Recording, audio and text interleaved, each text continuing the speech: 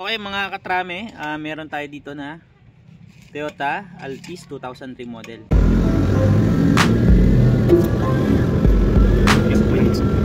Tapos natin itong alternator.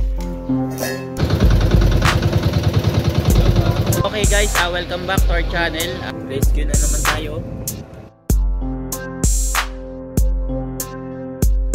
Ang problem nito, medyo ma-vibrate na daw sa manubela, ramdam na yung vibration. Base sa engine, okay naman yung engine.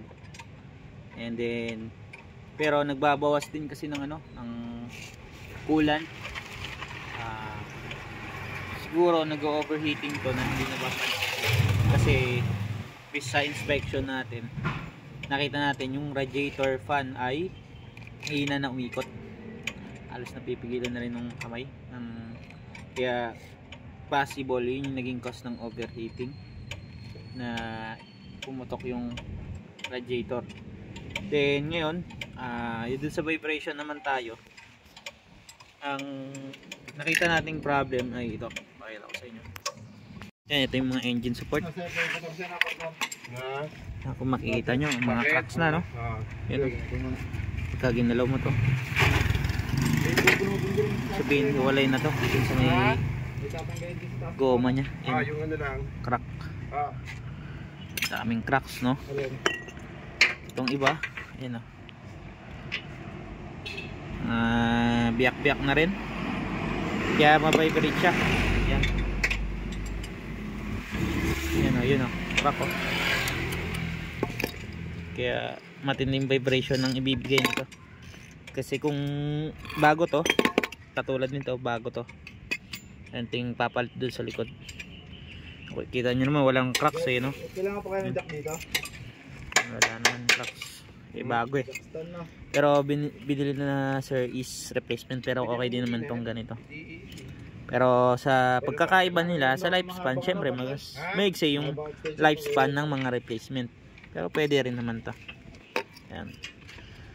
Ngayon, kinakabit na ito. Yan, nakakabit na yung dito sa kanan, tapos dun sa kaliwa, pati dito sa harap nakakabit na. Pero doon na lang sa likuran. Ito yung nasa likuran eh, yung kakabit natin. And then itong radiator fan motor, yan, pinalitan na rin natin. Ito yung radiator fan motor. Pakita ko sa inyo yung luma ng radiator fan motor. Ito. Yan. Makita nyo dito, yun o, maluwag na siya sa housing, maluwag na. Kaya may possibility na sira na talaga to. Hindi pa natin nababaklas yung loob nyan. Possible din yung carbon brush nyan manifest na o ubos na, kaya yung ikot nya hindi na consistent, and then hindi na rin ganun kabilis. Yan.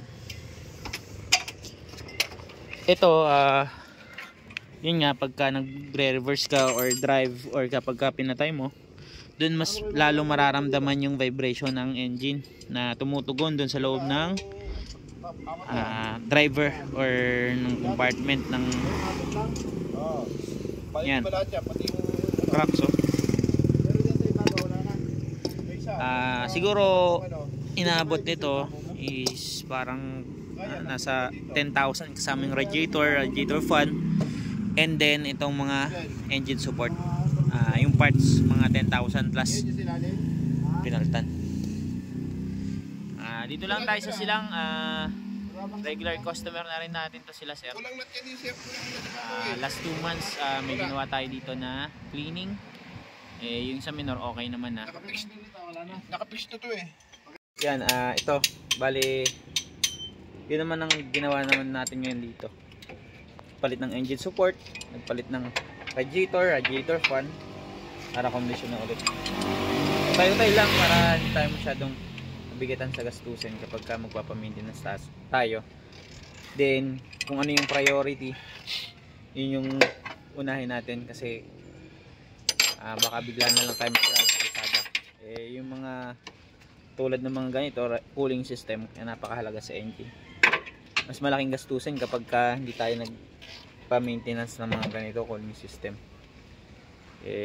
mas doble or triple pa yung magagastos natin kapag ka hindi tayo nagpa-maintenance, kapag ka nasira. Yan. Syempre kapag ka overheating, yung madalas nagiging problema kapag ka hindi naagapan, general overhaul kasi nagkaroon ng leakage na doon sa head gasket, di ba? Yan. Then kapag ka sa ano naman, sa engine support, pagka nasira yan, yun nga, halos mangalas na yung makina sa tindi ng vibration. Uncomfortable naman, nakakapagod kapag ka i-drive yung mga ganong sakyan, ma-vibrate, tumutugon sa katawan. Syempre hawak ng manubela, pati nakasakay ka sa mismo sasakyan, tapos matindi yung vibration, nakakaramdam ka talaga pagod, kaganan. Pero kung makikita nyo yung engine support sa likod, talagang biyak na rin, no?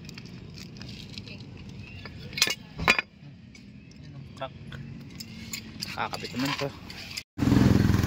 Yan, kung makikita natin dito, umaandar ng engine. So far okay naman. And then vibration na lessen na.